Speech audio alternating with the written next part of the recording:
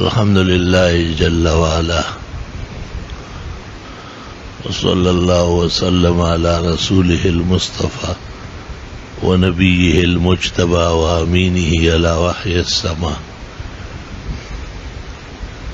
وعلى آله النجبى وأصحابه الأتقياء أفضل الخلائق بعد الأنبياء ومن بهديهم اقتدى وبآثارهم اقتفى من المفسرين والمحدثين والفقهاء إلى يوم الجزاء.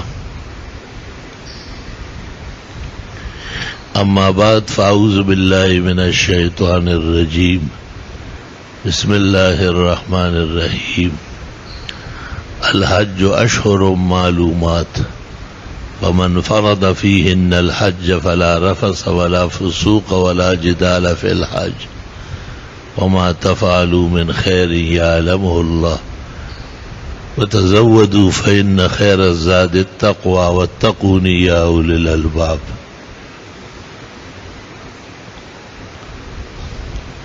قال رسول الله صلى الله عليه وسلم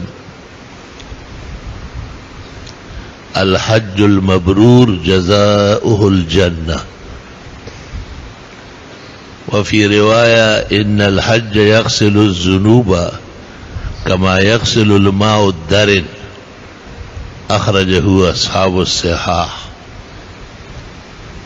اللهم صل وسلم على النبي وعلى آله وأصحابه وبارك وصل وسلم عليه.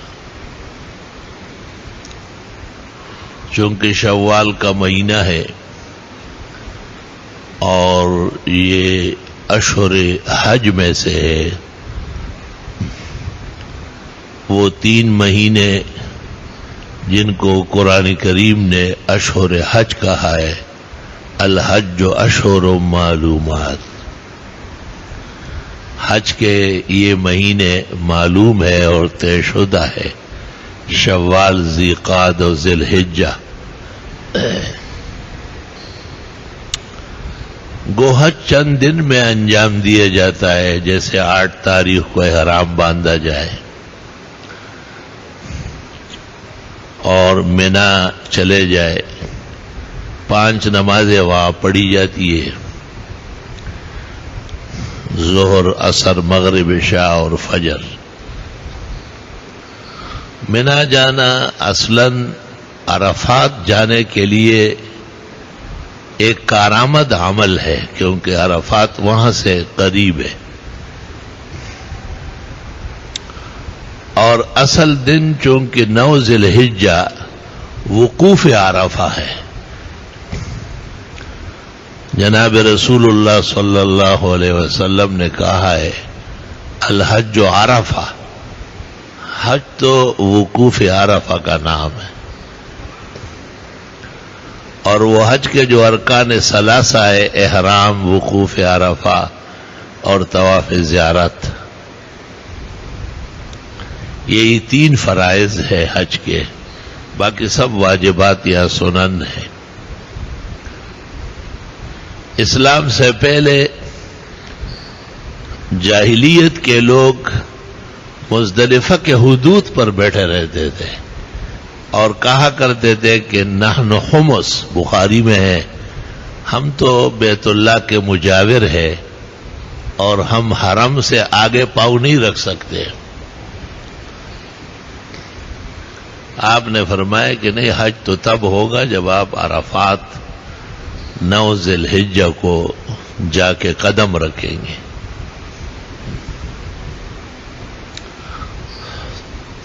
جاہلیت میں مناسک موجود تھے، حج بھی ہوتا تھا، عمرہ بھی ہوتا تھا، طواف بھی ہوتا تھا. قرآن کریم ان کی نماز کا ذکر کرتا ہے ایک جگہ.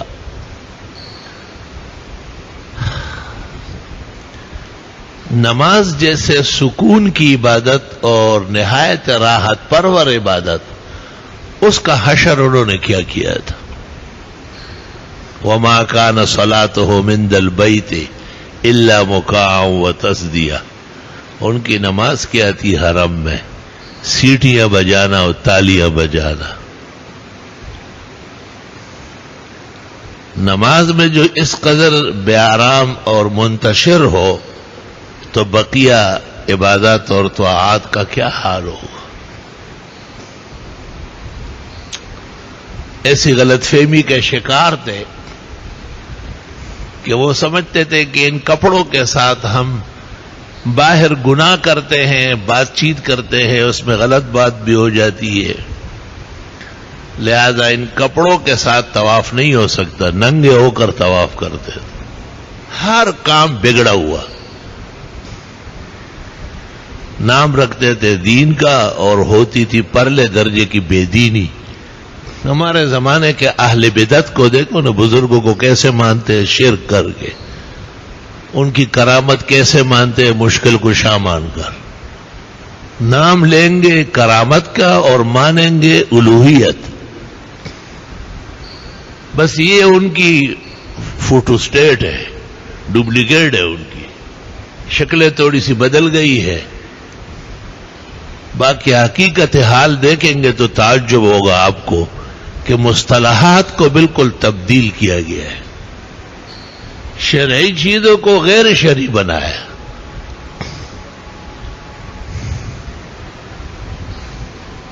اگر غور سے دیکھا جائے تو اصل بے دینی اسی کو کہتے ہیں کہ نام آپ دین کا کہے، ابراہیم علیہ السلام کی طرف اپنے آپ کو منسوب کرتے تھے مشرکین۔ ابراہیم علیہ السلام بہت بزرگ پیغمبر ہے،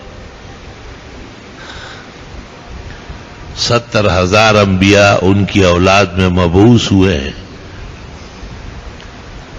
اور جناب رسول اللہ صلی اللہ علیہ وسلم بھی ان کے بیٹے حضرت اسماعیل علیہ السلام کی اولاد میں تشریف لائے۔ تقریباً 800 سال بعد اسماعیل علیہ السلام کے آپ تشریف لائے۔ نسب اور نسل محفوظ تھے۔ آپ کے گھر میں ایک کنیز آتی تھی اور خدمت کرتی تھی، ام المومنین کو آپ نے کہا اعتقها فإنها من ولد اسماعیل، اس کو آزاد کرو، اس کو نوکرانی نہیں رکھو، یہ تو اسماعیل علیہ السلام کی اولاد میں سے۔ محترم لوگوں کا احترام مسلمانوں کا فریضہ ہے، اور احترام کی پونجی اور منبع وہ پیغمبر اور انبیاء کے ذوات اقدس ہوتے ہیں، خیر ساری وہی سے چلتی ہے۔ لا الہ الا اللہ۔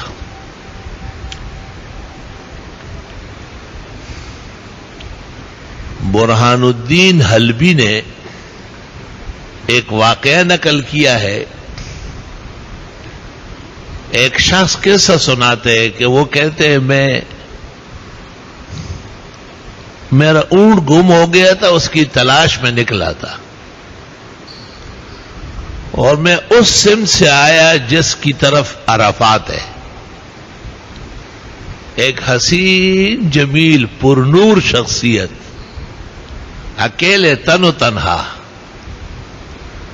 وہاں بیٹھے ہوئے تھے اور اللہ کی تسبیح اور تذکیر تحمید میں مشغول تھے۔ میں نے ان سے پوچھا تو پتہ چلا کہ مکہ مکرمہ کے بنو ہاشم عدنان خاندان کے فرد فرید ہیں، اور باقی تمام مشرکین مزدلفہ کے سرحدوں پر بیٹھے ہوئے ہیں۔ میں نے پوچھا کہ آج کون سا دن ہے؟ انہوں نے کہا آج یوم العرفہ ہے۔ کہا یہ لوگ کیوں نہیں آتے؟ آپ نے فرمایا یہ بے خبر ہے، ان کو عبادات کا پتہ نہیں ہے، یہاں آنا ضروری ہے، جب تک یہاں نہ آئے اس کا حج نہیں ہوتا۔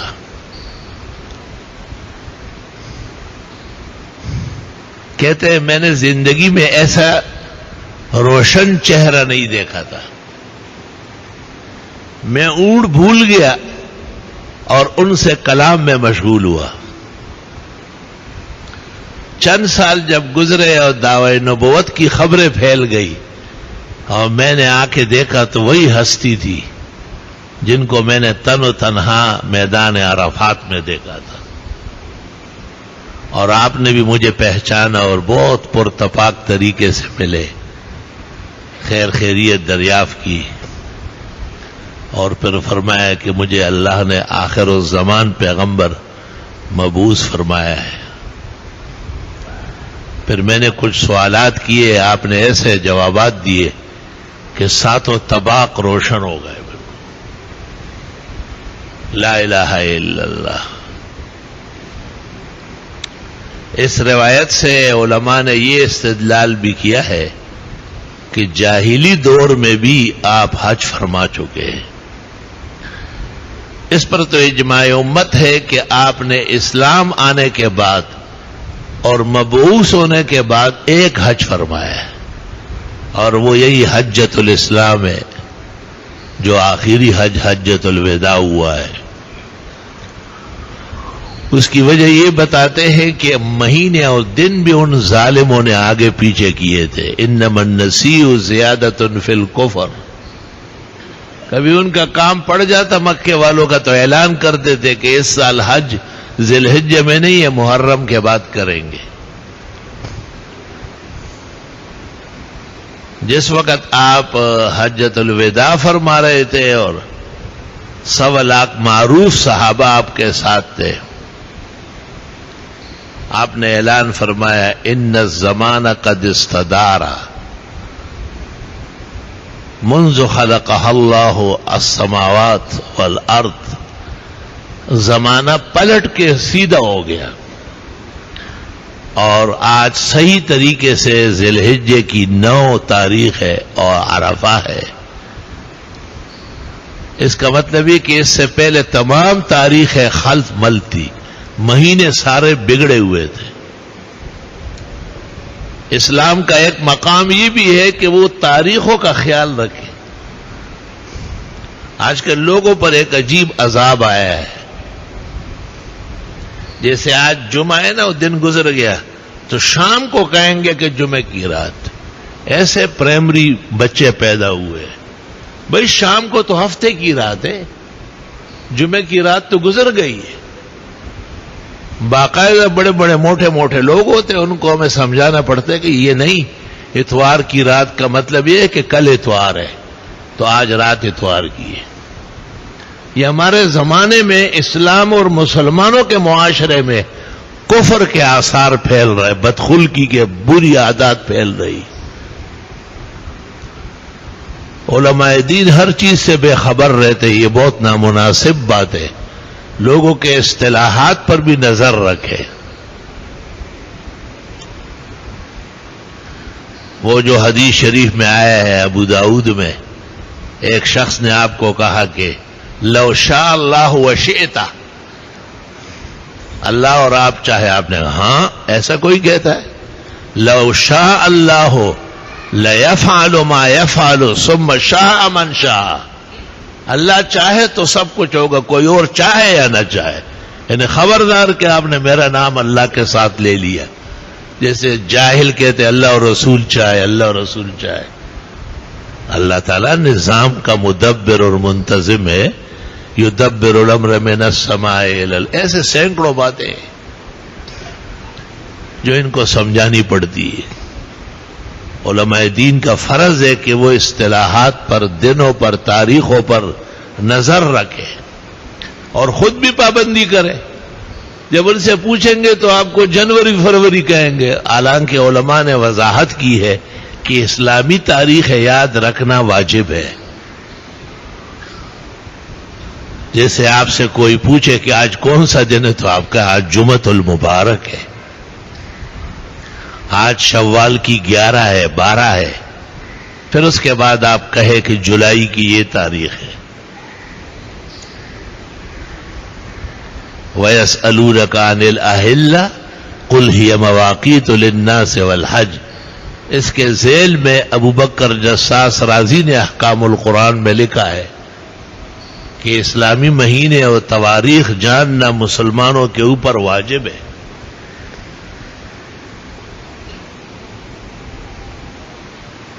ایک دفعہ یہ ٹانگ کا حادثہ ہوا تھا اور پھر یہ جڑ گئی تھی، لیکن کچھ لنگ اور تکلیف برقرار تھی.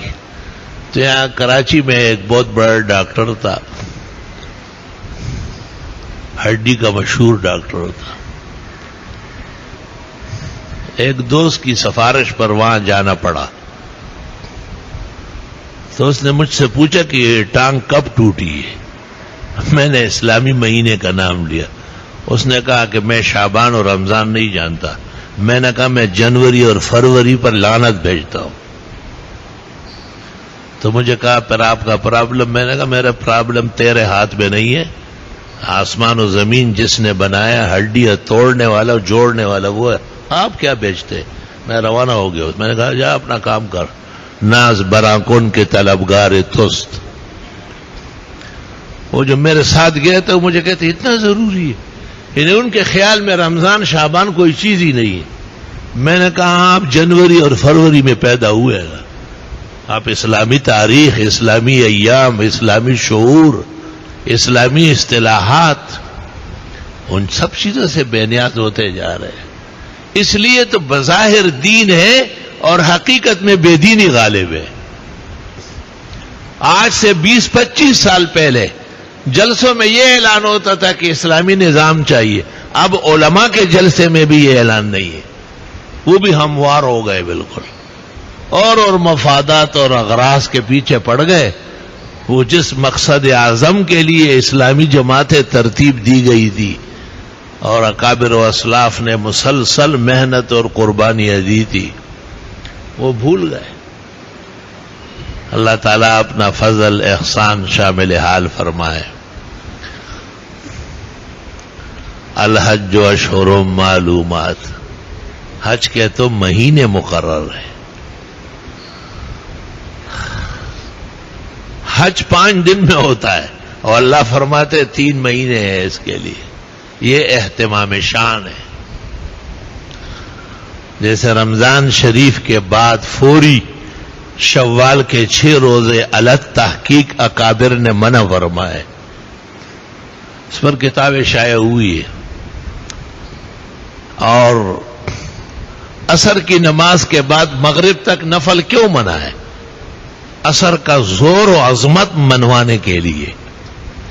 فجر سے پہلے صرف 2 سنت، نہ صلاۃ حاجت، نہ تحیت الوضو، نہ تحیت المسجد،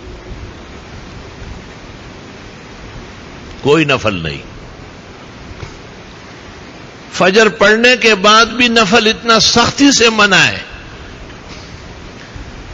کہ جس صحابی نے فجر کے بعد 2 رکعت پڑھی، آپ نے ساتھ والے شخص کو کہا کہ میرے پاس لے آؤ،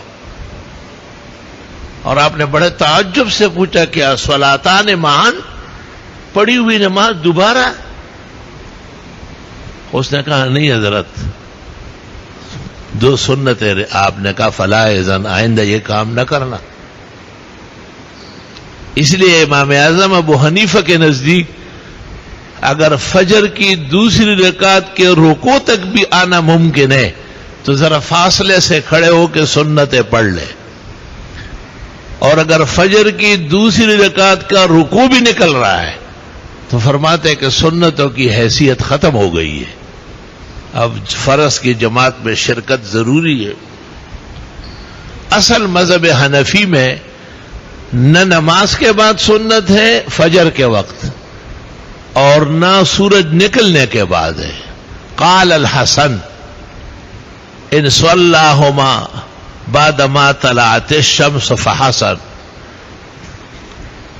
حسن ابن زیاد نے امام اعظم سے نقل کیا ہے کہ اگر سورج نکلنے کے بعد پڑھ لی 2 رکعت تو بہتر ہے. نفلوں کا وقت ہو گیا نا سورج نکلنے کے بعد. یہ ایک مثال دے رہا ہوں کہ فجر کو کتنی اہمیت حاصل ہے. نوافل آگے پیچھے سارے ہٹا دیے، خبردار کے نوافل پڑھ لیے. اللہ اللہ. ایک عالم سے پوچھا گیا کہ فجر کی سنتوں میں سورہ کافرون اور سورۃ اخلاص پڑھنا سنت ہے، جیسے ظہر کے بعد والی 2 میں، مغرب کے بعد والی 2 میں. میں سورت یاسین پڑھوں؟ تو اس عالم نے جواب دیا کہ ایک آدھ دفعہ تو ٹھیک ہے، لیکن یاد رکھنا کہ سنت بھولنا نہیں، یعنی پیغمبر کی جو عادت اور خصلت معروفہ ہے وہ سنت فجر مختصر پڑھنی ہے۔ آپ اتنا مختصر پڑھتے تھے کہ ام المومنین حضرت عائشہ نے کہا کہ حضرت فاتحہ بھی پڑھتے ہیں یا نہیں؟ تحاوی میں ہے کہ حضرت بی بی حیران ہو گئی تھی۔ آپ نے کہا عائشہ یہ اس طرح پڑھی جاتی ہے۔ علماء کہتے ہیں چونکہ آپ کی عادت اتنی طویل پڑھنے کی تھی کہ آپ کے پیر مبارک کو ورم آ جاتا تھا۔ بخاری میں ہے حتی تورمت رجلاہ، آپ کے پیر مبارک زیادہ کھڑے ہونے سے سوج جاتے تھے۔ اللہ، تو جب آپ نے کافرون و اخلاص پڑھا تو ظاہر ہے تو اس کے مقابلے میں بہت چھوٹی ہے۔ بی بی صاحبہ کو اس لیے تعجب ہوا کہ حل قرأ فیہا عاملہ۔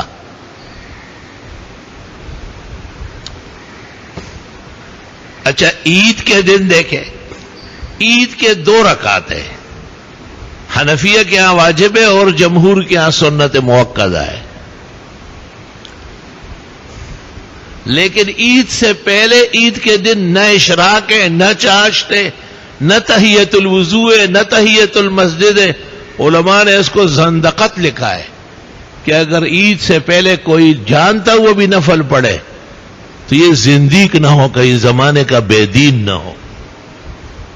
یہ نہیں ہے نفلوں کا دن، یہ بس عید کی تیاری کرو، نئے کپڑے پہنو، صاف کپڑے پہنو، خوشبو لگاؤ، وقت پر تیار ہو جاؤ۔ اور دوسری طرف دیکھو، الابتکار سنت، سویرے اٹھنا، والتبکیر سنت، سویرے عیدگاہ جانا، کہ نفلیں نہیں پڑھنی۔ بعض لوگوں کا خیال ہے کہ بس نفل پڑھنا ہی ہو۔ بابا شریعت کا مزاج معلوم کر لو۔ توبہ۔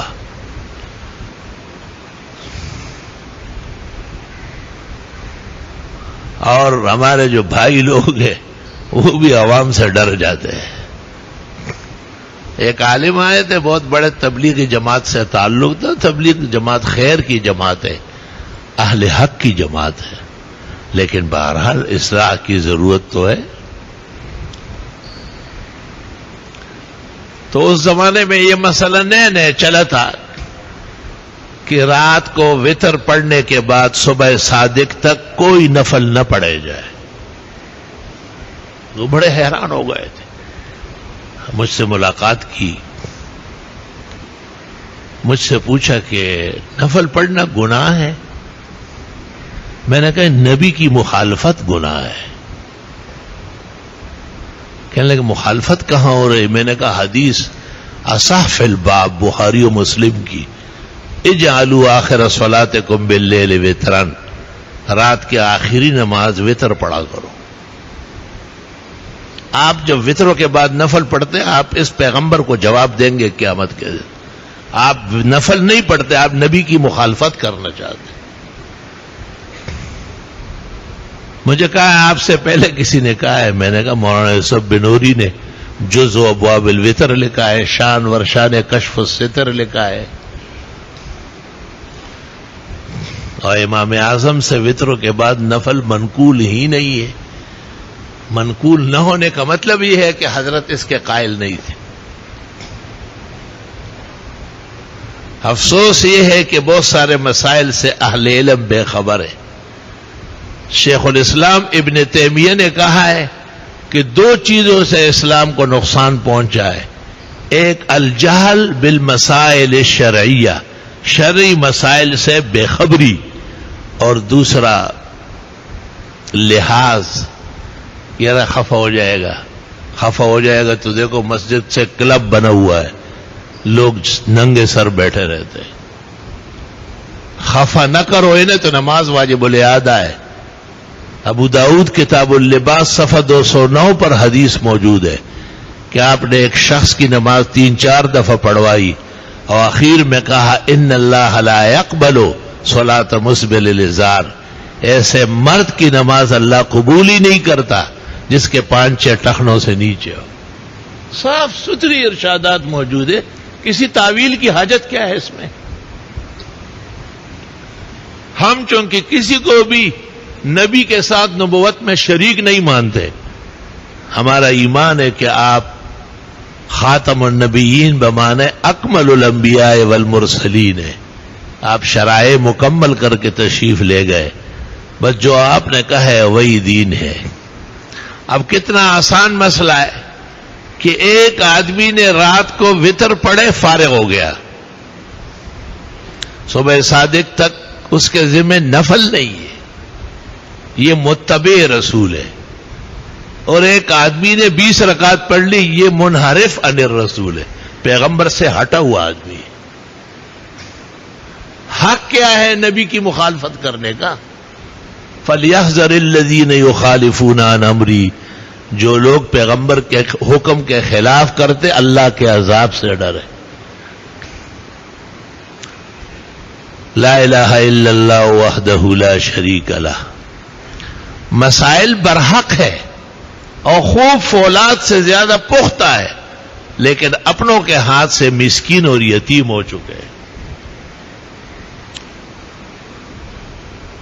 تو عید کے دن، عید سے پہلے جو نفل منع ہے، اشراق منع ہے، چاش منع ہے، مطلق نفل منع ہے، نہ گھر پر، نہ مسجد میں اور نہ عیدگاہ میں۔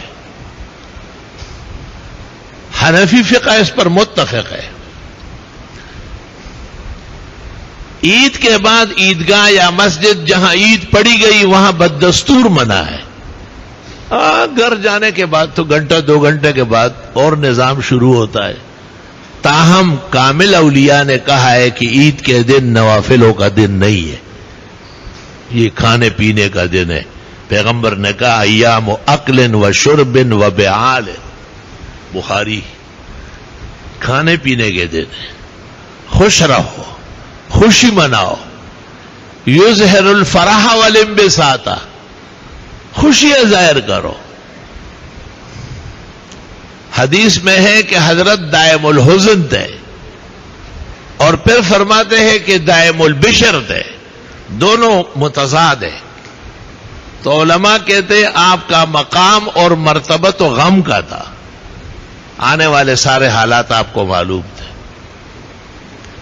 لیکن امت کو خوش رکھنے کے لیے اور صحابہ کرام کی دل بستگی کے لیے آپ خوش خوش ظاہر ہوتے تھے۔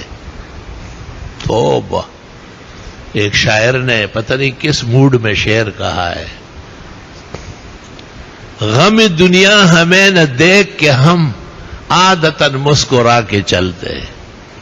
یہ بھی بہت بڑا مقام ہے کہ دل پر غم ہو، صدمہ ہو اور مخلوق کے سامنے ظاہر نہ کرے، بس وہ اللہ کافی ہے اس کے دور کرنے کے لیے۔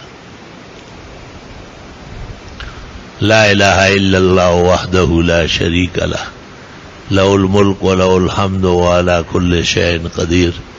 یہ بات یہاں سے چلی کہ جاہلی زمانے میں حج بھی تھا اور عمرہ بھی موجود تھا، لیکن اس کی جان نکلی ہوئی تھی، اس کی روح ختم کر دی گئی تھی۔ اس لیے سچے پیغمبر، آخر الرسل و خاتم الانبیاء حضرت محمد مصطفیٰ احمد مجتبیٰ و امین اللہ علی وحی السماء شافع الشفعاء یوم الجزاء تشریف فرما ہوئے۔ آپ نے انبیاء و مرسلین کے تمام حسنات کو اور خوبیوں کو تازہ دم فرما لیا۔ اب دیکھو اس عرفے کے دن کی آپ نے کتنی زبردست عزت کی ہے۔ فرمایا کہ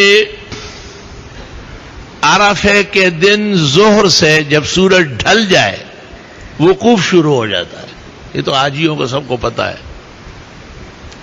اول وقت میں ظہر پڑھ لیتے، اگر امام کے ساتھ پڑھے تو اکٹھے پڑھے، اور اگر امام کے ساتھ نہیں ہے تو ظہر کی نماز ظہر کے وقت میں اور عصر کی نماز عصر کے وقت میں۔ ایک تبلیغی مبلغ ہے، مسائل میں صفر ہے، بالکل احکام سے بے خبر، سنا ہے وہ حاجیوں کے کیمپوں میں جمع کراتا ہے، جمع بین الصلاتین. اس اجہل الجاہلین کو یہ نور الزا و قدوری کا پتہ نہیں، جس میں لکھا ہے کہ جمع کے لیے امام اعظم شرط ہے، یعنی وہاں کا امام ضروری ہے. فَإِلَى اللَّهِ الْمُشْتَكَى. ایک دفعہ مجھے کسی نے کہا کہ یہ وہاں خیمے میں کہتا ہے کہ حج قران کیا ہے. حج قران کا تو مجھے پتہ نہیں. اس زمانے میں یہاں ملنے آتا تھا، مجھ سے ملنے آیا. میں نے اس کو کہا آپ نے سنا حج کے دنوں میں قران کا انکار کیا؟ میں نے فتح الباری اٹھائی ہے. میں نے کہا پوری دنیا میں سب سے بڑا شافی ابن حجر عسقلانی ہے اور سب سے بڑی شرح فتح الباری ہے. یہ کہہ رہے پیغمبر کے حج میں والحق کو ان النبی صلی اللہ علیہ وسلم کان قارنا فی حجی. حق یہ ہے کہ پیغمبر قارن تھے. آپ انکار کر رہے حج کے دنوں میں، ایمان ڈبوتے اپنا.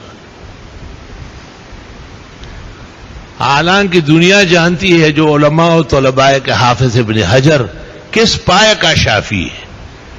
خود ان کے شاگرد سخاوی نے کہا ہے کہ ہمارے استاد جب تک حنفیہ کو نقصان نہ پہنچائے آرام سے نہیں بیٹھتے. لیکن حج قران آپ کا اتنا واضح ہے کہ حافظ ابن حجر حافظ الدنیا. شیخ الاسلام مولانا حسین احمد مدنی فرماتے تھے پوری دنیا کے حدیث کے حافظ. حافظ ابن حجر کہتے والحق ان النبی صلی اللہ علیہ وسلم کان قارنا فی حجی. نسب نامہ بیان کرے گا لوگوں کو، آدم علیہ السلام تک پہنچائے گا. اور پیغمبر کی حدیث موجود ہے کہ آپ نے کہا معد ابن عدنان تک نسب صحیح ہے میرا، وَأَمَّا وَرَاءَ ذَلِكَ فَقَدْ كَذَبَ النَّسَابُونَ. اس کے آگے جھوٹ بولا جا رہا ہے، سب غلط. اجتماعات برباد کرنے کے لیے اس عالمی انتشار کے جھنڈ کو آگے کیا جا رہا ہے. صحیح معنوں میں کہتے ہیں کہ ہمارے علم سے کوئی کام نہیں ہے، اس لیے جاہلوں کو آگے بڑھایا ہے. کبھی لوگوں کو ترغیب دے گا کہ جی لفظ خدا مت کہو. یہ کوئی آپ کے گھر کی بات ہے کیا؟ جب سے اسلام آئے ہیں فارسی زبان عربی کے بعد دوسری زبان ہے اسلام کی، اور فارسی میں خدا کا لفظ رہا ہے جی. اور جب سے اسلام ہندوستان میں پھیلا ہے ہمارے تمام اکابر اور اسلاف نے لفظ خدا، خداوند تعالی، کردگار، پروردگار استعمال فرمایا ہے. تفتزانی اور میر سید کا اس پر مناظرہ ہوا ہے اور فیصلہ یہی ہوا ہے کہ اللہ تعالی کے لیے عجم زبان کا لفظ جس میں خدائی عظمت آ جائے، جیسے لفظ خدا آپ کسی سیٹ کو نہیں کہہ سکتے، نہ باپ کو کہہ سکتے نہ استاذ کو کہ یہ میرا خدا ہے. سب حیران ہو جائیں گے، دماغ خراب ہے. پتہ چل گیا کہ اس لفظ میں اللہ تعالی کی الوہیت کا اختصاص آ چکا ہے. الاحسن جو نکلا ہے اس میں بھرا پڑا ہے. ایک سوال کا جواب دیا ہے. یہ غلط سلط باتیں کرتا رہتا ہے. یہ فتنہ انکار حدیث کی سازش کا حصہ ہے. فتنہ انکار حدیث جو احادیث کو معاذ اللہ ڈکوسلا کہتے ہیں، اور امام بخاری، امام مسلم، ترمذی، نسائی، ابن ماجہ کل ائمہ حدیث کو عجمی سازشی کہتے ہیں. وہ یہ تو کہہ نہیں سکتے کہ آپ مولانا اشرف علی کو نہ مانیں، آپ مولانا رشید احمد گنگوئی کو نہ مانیں. کون اس بات کو سنے گا؟ وہ ایسا آپ کو داؤ رکھے گا کہ آپ کا نتیجہ وہی بنے گا کہ جی ان بزرگوں کو تو اللہ تعالیٰ کا پتہ نہیں تھا. یہ آیا ہوا ہے شاہ دولہ، اس کو پتہ چل گیا.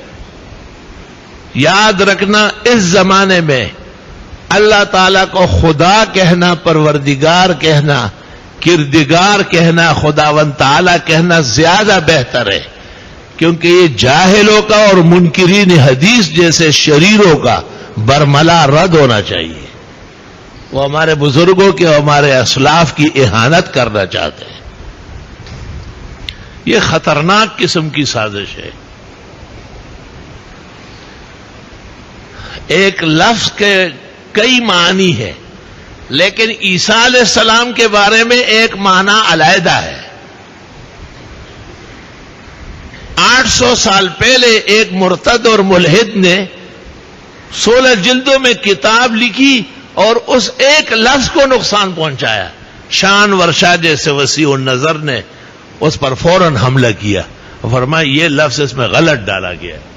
اس شخص کا عقیدہ خراب تھا، اور یہ حضرت عیسیٰ علیہ السلام کو زندہ آسمان پر جانے والا نہیں مانتے تھے، بلکہ اس کا برا و گندا عقیدہ تھا. وہ سمجھتا تھا کہ عیسیٰ علیہ السلام مر چکے، معاذ اللہ استغفر اللہ. ہمارے عقائد میں ہے جو عیسیٰ علیہ السلام کو مرا ہوا کہے وہ کافر دنیا سے جائے گا، واجب القتل ہے. عیسیٰ علیہ السلام تو واحد پیغمبر ہے جنہیں اللہ نے زندہ تابندہ جسد انصری بشری وجود کے ساتھ تمام مقامات نبوت کے ساتھ آسمان پر اٹھایا ہے، اور قرب قیامت میں تشریف لائیں گے. اس لیے مولانا انور شاہ نے ایک کتاب لکھی عقیدۃ الاسلام فی حیات عیسیٰ علیہ السلام. دوسری کتاب لکھی التصریح بما تواتر فی نزول المسیح. 250 احادیث نقل کی کہ یہ 250 احادیث بتا رہی ہے کہ حضرت عیسیٰ علیہ السلام زندہ تابندہ پہلی حیات اور نبوت کے ساتھ آسمان پر اٹھائے گئے، اور قرب قیامت میں جب امام مہدی کا زمانہ ہوگا حضرت فجر کی نماز میں مینار شرقی میں دمشق پر نزول فرمائیں گے. یہ مسلمانوں کے عقائد ہے.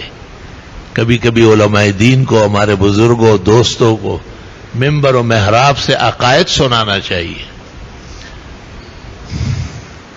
عقیدے کی مثال ایسی ہے جیسے سونا، جیسے یاقوت، قیمتی ہیرا، اور باقی جتنی چیزیں ہیں وہ سکہ رائج الوقت ہے. کبھی ہوگا کبھی نہیں ہوگا، کہیں چلے گا کہیں نہیں چلے گا. لیکن سونا، یاقوت، ہیرا وہ ہمیشہ اپنی منڈی میں بلند و برتر ہوگا. اس لیے عقائد کی بہت شدید ضرورت ہے. امام ابن المنذر نے لکھا ہے کہ ہم جب چھوٹے تھے تو ہم کو اپنے بزرگ رات کو سوتے وقت عقائد یاد کرتے تھے.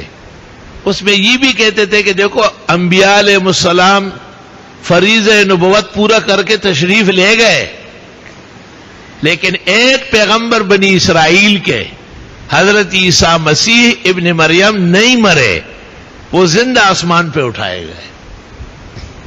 اور پھر اس کی تشریح کرتے تھے والد. یہ والدین ہوتے تھے، یہ نہیں ہوتے فرنی اور شیرمال کے بنے ہوئے جو بچوں سے زیادہ آوارے ہیں. اور ایک لڑکا مذاق کر رہا تھا، اس نے کہا یہ افسوس کا مقام ہے، لوگوں کے بیٹے خراب ہوتے ہیں، ہمارا باپ خراب ہے. انا للہ و انا الیہ راجعون. اللہ تعالی ہم سب کو اچھائیاں نصیب کرے اور ضروری عقائد اسلام کی تعلیمات رضا الہی کے لیے سمجھنے کی توفیق دے. اگر خیر و عافیت سے آئندہ جمعہ بھی رہا، کچھ چھوٹی سی کوشش ہوئی ہے اور اس میں کچھ روشنی نظر آئی ہے کہ چند دن کے لیے حرمین شریفین کی حاضری نصیب ہو جائے. لیکن احوال اس طرح ہے کہ آنے والا جمعہ بھی پڑھ کر اور اس جمعے کے دن یعنی عصر کے بعد ایک ضروری نکاح بھی ہے. اللہ تعالیٰ خیر و عافیت سے خوشیاں مکمل فرمائے اور ہمارے حرمین شریفین کا جانا نصیب فرمائے، اور اس سلسلے میں تمام موانع اور رکاوٹ حق تعالی اپنے خاص فضل و احسان سے دور فرمائے. وآخر دعوانا اللہ اکبر اللہ اکبر اللہ اکبر اللہ اکبر.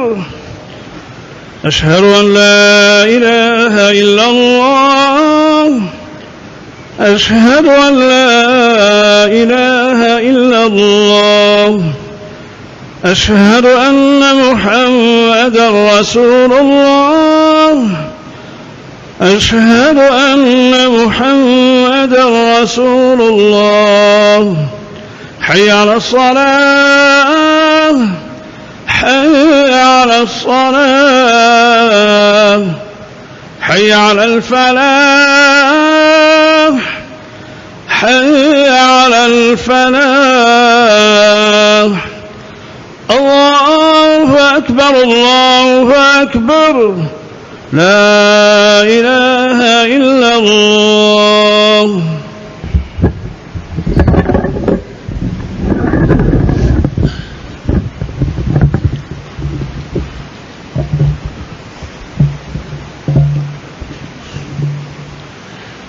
الحمد لله جل وعلا وصلى الله وسلم على رسوله المصطفى ونبيه المجتبى وامينه الى وحي السماء شافع الشفعاء يوم الجزاء وعلى آله النجبى واصحابه الاتقياء افضل الخلائق بعد الانبياء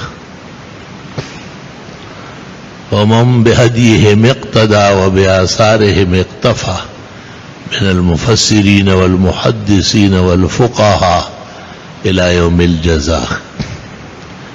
أما بعد فأعوذ بالله من الشيطان الرجيم. إن الله اصطفى لكم الدين فلا تموتن إلا وأنتم مسلمون. إن الدين عند الله الإسلام ومن يبتغ غير الإسلام دينا فلن يقبل منه وهو في الآخرة من الخاسرين. اليوم أكملت لكم دينكم وأتممت عليكم نعمتي ورضيت لكم الإسلام دينا. وأخرج الشيخان في صحيحيهما عن أبي سعيد الخدري رضي الله عنه قال قال رسول الله صلى الله عليه وسلم الدين والنصيحة. قيل لمن يا رسول الله؟ قال لله ولرسوله ولأئمتهم. متفق عليه. وقال صلى الله عليه وسلم إني أوتيت ملة حنيفية سمحة سهلة. بارك الله لنا ولكم في القرآن العظيم ونفعنا وإياكم بالآيات والذكر الحكيم. إنه تعالى جواد قديم كريم ملك بر ورب رؤوف رحيم.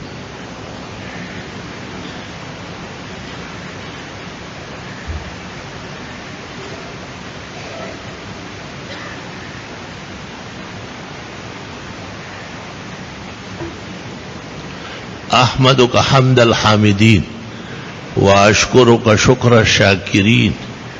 واللهم صل وسلم على سيد الرسل والنبيين سيد الأولياء والمتقين سيد الغرر المحجلين سيد الشفعاء يوم الدين وعلى آله وأصحابه أجمعين. قال رسول الله صلى الله عليه وسلم الله الله في أصحابي لا تتخذوهم غرضا من بعدي ومن أحبهم فبحبي أحبهم ومن أبغضهم فببغضي أبغضهم. خير القرون قرني ثم الذين يلونهم ثم الذين يلونهم. قال رسول الله صلى الله عليه وسلم لا تسبوا أصحابي فإن أحدكم لو أنفق مثل أحد ذهبا ما بلغ مد أحدهم ولا نصيفه. إن الله يأمر بالعدل والإحسان وإيتاء ذي القربى وينهى عن الفحشاء والمنكر والبغي يعظكم لعلكم تذكرون.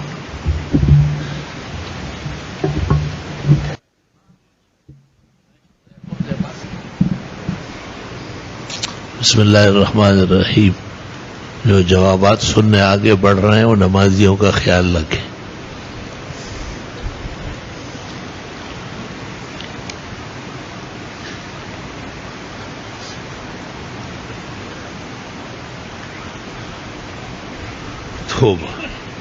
ہم کچھ حضرات فجر کی نماز کے بعد گھر واپس جاتے وقت مسجد کے صحن یا کسی کے گھر کے باہر سے موتیا یا کوئی اور پھول توڑ لیتے ہیں.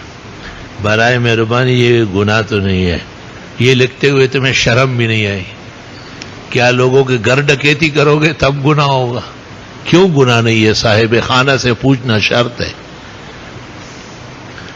قرب قیامت ہے. گناہ کرتے ہوئے بھی گناہ نہیں جانتے اس کو. آپ لوگوں کے پھول توڑتے ہیں، ایک ایک پھول کے بدلے میں آپ کی ساری فجر چلی جائے گی. یہ بتائے کہ جس طرح قربانی کا گوشت اور حقیقت کا گوشت، عقیقے کا گوشت خود بھی اور اپنے عزیز رشتہ داروں کو بھی کھلا سکتے ہیں، کیا اسی طرح صدقے کے بکرے وغیرہ کا گوشت بھی آدمی خود اور اپنے عزیز و اقارب کو کھلا سکتا ہے؟ ترمذی نے مستقل باب رکھا ہے تصدق علی الفقراء، کہ فقراء اور مساکین صدقہ کھا سکتے ہیں. اگر یہ شخص خود بھی مسکین اور فقیر ہے تو لے سکتا ہے، عزیز و اقارب بھی. علماء نے یہ فرق کیا ہے کہ جو صدقات واجبہ ہے ان میں سے نہ لے اور نہ غنی کو دے، اور جو نفلی صدقات ہے ان میں سے لے سکتا ہے. مولانا اشرف علی صاحب رحمت اللہ علیہ نے بہشتی زیور میں لکھا ہے کہ جتنا حصہ خود لے گا یا غنی کو دے گا وہ صدقہ نہیں ہوگا. تو گویا اس سے نقصان پہنچنے کا اندیشہ ہے، اس لیے نہ لے اور کسی غنی کو نہ دے تو بہتر ہے. التصدق علی الفقراء کافی ہے. میرے ایک رشتہ دار برطانیہ میں رہتے اور آج کل سخت علیل ہے. اب ان کی نماز روزوں کا فدیہ وہ پاکستان میں دینا چاہتے ہیں. ان کو پاکستان کے حساب سے فدیہ دینے پڑے گا یا برطانیہ کے حساب سے؟ جہاں وہ رہ رہے، کما رہے، کھا پی رہے، مرض گزار رہے، وہاں کا سکہ رائے جو الوقت مناسب ہے کہ ایک فطرانہ جتنا وہ دیتا ہے اتنا ہر نماز کا ہوگا.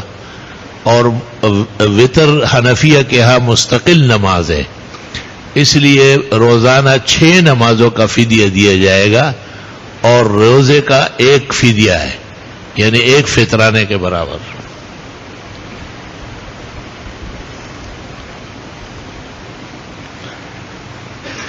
قمیض کے دامن سے چشمے کے شیشے کو صاف کرنا ادب کے خلاف ہے. اگر کسی کو لگتا ہے تو نہ کرے، ورنہ شیشہ بھی صاف، قمیض بھی صاف، آسانی تو ہے.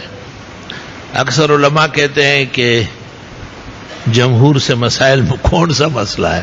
اس ایک مسئلے کی آپ نشاندہی کر لیں جس میں ہم جمہور کے خلاف ہے، آج ہی رجوع کا اعلان کر لیں. ہمارے تمام مسائل جمہور کے ہیں، کہنے والے خود متفرد ہیں. اللہ آپ کو صحت، عزت، خوشی، قبولیت کے ساتھ اور بار بار حرمین شریفین کی حاضری نصیب فرمائے. آمین. جزاکم اللہ خیر. مجھے بھی ہر لمحے تڑپ اور واقعی خواہش رہتی ہے اب کچھ عاجز کے لیے بھی دعا کرے. آمین. اللہ آپ کو اور سننے والوں، شوق رکھنے والے سب کو نصیب فرمائے. اگر گھر کے پانی کے ٹینک میں ایک چھوٹی پانی کی بوتل برابر گٹر کا پانی مل جائے تو کیا یہ پوری ٹینکی کا پانی ناپاک ہوگا؟ یہ مسئلہ تو یہی ہے. گھر کا ٹینک تو اتنا بڑا نہیں ہوتا، تو عام طریقے سے صاف ہو سکتا ہے. تو ناپاک پانی، گندا اور پلیت پانی، گٹر لائن کا پانی تو یوں سمجھ لے کہ پیشاب اور پاخانے کا رلا ہے، وہ اس میں ملتا ہے. تو آپ کا دل کیسے چاہتا ہے کہ اس سے آپ وضو کریں گے یا پیئیں گے؟ ہاں، اگر یہ صرف وہم اور شبہ ہے تو اس کا کوئی اعتبار نہیں. نیاز کا اور منت کا کھانا کھانا صرف فقراء و مساکین کے لیے. یا کا مطلب کیا ہوتا ہے؟ یا کا مطلب کہ یعنی فلاں عام طور پر یا تو حاضر کے لیے ہے، کبھی کبھی محبت کی وجہ سے غائب کے لیے بھی ہوتا ہے. اور امام لفظ کے بارے میں بھی پوچھنا ہے کہ امام حسین کہنا صحیح ہے. حضرت حسین کو بہت سارے بزرگوں نے امام لکھا ہے.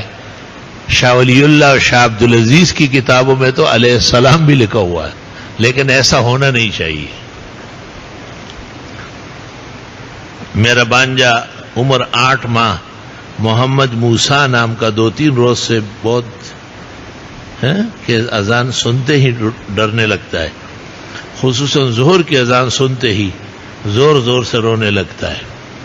بہرحال اذان تو اللہ تعالیٰ کی رحمت کے کلمات ہے. ممکن ہے شیاطین ساتھ ہو، جیسے کتا اذان سنتے ہی بھونکنے لگتا ہے تو وہ تو معصوم بچہ ہے. النبی کا سبی، لیکن شیاطین ساتھ ہوتے، جنات ہوتے، وہ ڈراتے رہتے، تو بہتر یہ ہے کہ اس کے کان کے قریب، دائیں کان کے قریب فجر کی اذان دے آپ، اور بائیں کان کے قریب تکبیر کہے قد قامت الصلاۃ سمیت، اور 2-4 دن یہ عمل کر لے، اور جس جگہ وہ معصوم بچہ رہتا ہے اس کمرے میں بھی سورج نکلنے کے بعد سورت بقرہ بلند آواز سے پڑھی جائے۔ امید ہے کہ شیاطین اور جنات اور ضرر رسان پہنچانے والے یا کلمات اذان سے بتکانے والے بھاگ جائیں گے۔ میرے والد اور بھائی پر کسی نے تعویذات کیے ہیں۔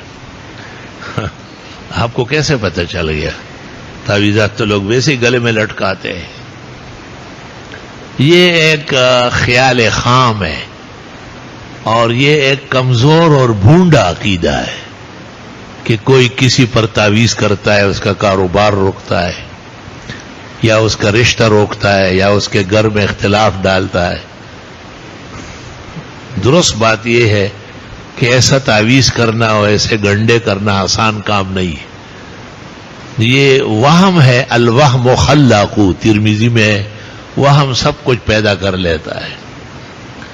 ایک بہت بڑے عالم ہے، استاذ العلماء ہے، کبھی کسی نمازی کو کہتے ہیں کہ آپ میرے اوپر سیر کر رہے ہیں، اور بالکل بہت بڑے معتمد عالم، جید عالم، ایشیا کے مقتدر ادارے کا استاذ ہے، لیکن اس میں وہ ایک معصوم بچے سے بھی گرے ہوئے اخلاق کا ہے۔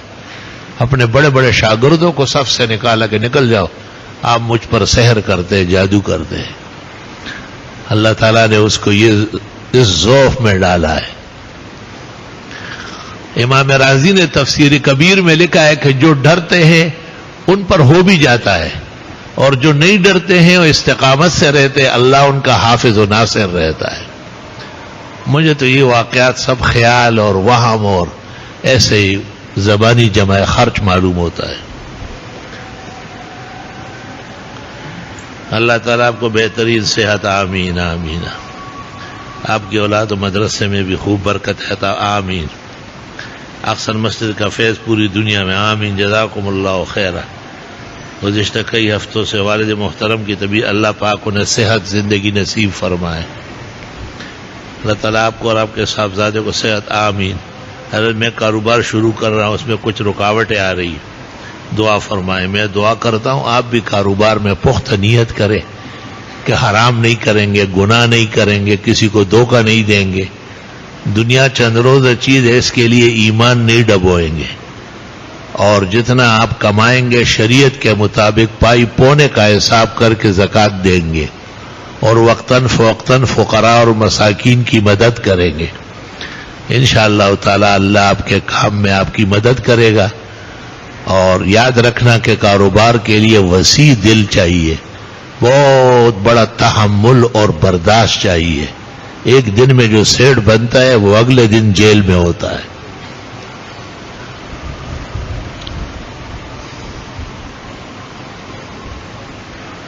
کہتے ہیں کہ ہم 2 ساتھی موسیٰ اور الیاس مردان سے آئے ہیں آپ سے ملاقات کے لیے۔ ملاقات تو ہو گئی نا، ملاقات مانے ملنا، مل تو گئے۔ نماز میرے پیچھے پڑی، خطبہ سنا، کچھ حصہ تقریر کا بھی سنا ہوگا، سوالات کے جوابات سنے، اب دعا بھی ایک اور ہو جائے گی، تو خالی چاچی ہم ملانا، اس کو کہتے ہیں ملاقات۔ اللہ آپ کو خوش رکھے، اور اللہ تعالیٰ آپ کو اس محبت کا صلہ دونوں جہانوں میں عطا فرمائے۔ میں تفصیلی ملاقات سے معذرت خواہ ہوں۔ الحمدللہ رب العالمین، نستغفرک اللہم ونسألک السلام والعافیہ۔ لا الہ الا اللہ وحدہ لا شریک لہ، لہ الملک و لہ الحمد وہو علی کل شیء قدیر۔ اللہ تعالیٰ جتنے بیماران ہیں اور انہوں نے اپنے بیماروں کا تذکرہ کیا، انہیں خصوصیت سے اور پورے عالم کے بیماروں کو اللہ علی العموم فیضان صحت نصیب فرمائے۔ جنہوں نے جس درد اور کرب کے لیے لکھا ہے، اللہ وہ درد اور کرب دور فرمائے، ان کو مداوا اور دستگیری سے مالا مال فرمائے۔ جو حضرات ملنے کے در پہ ہوتے ہیں اور مجھ عاجز اور بیمار کو عذر رہتا ہے، اللہ تعالیٰ اس کو اس جذبے، اس خیر سگالی اور اس محبت کاملہ کا صلہ کونین میں نصیب فرمائے۔ اللہ سبحانہ و تعالی حاضرین مجلس کی دعائیں قبول فرمائے۔ جن کے لیے یہ فکر مند ہے اللہ ان کے حق میں بھی دعائیں قبول فرمائے۔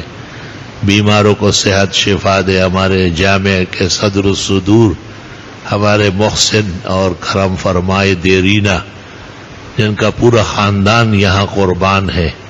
ہمارے بزرگ حاجی محمد عثمان صاحب کئی وقتوں سے علیل ہے، اس کے باوجود نماز میں تشریف لاتے ہیں۔ اللہ ان کا سایہ سلامت رکھے اور ان کے لیے جو تدابیر صحت ہے وہ کامیاب فرمائے۔ انہیں اور ہم سب کو، جملہ حاضرین و بیماروں کو کامل صحت، شفا، تندرستی اور سلامتی نصیب فرمائے۔ وصلی اللہ تعالی علی خیر خلقہ محمد وآلہ واصحابہ اجمعین برحمتک یا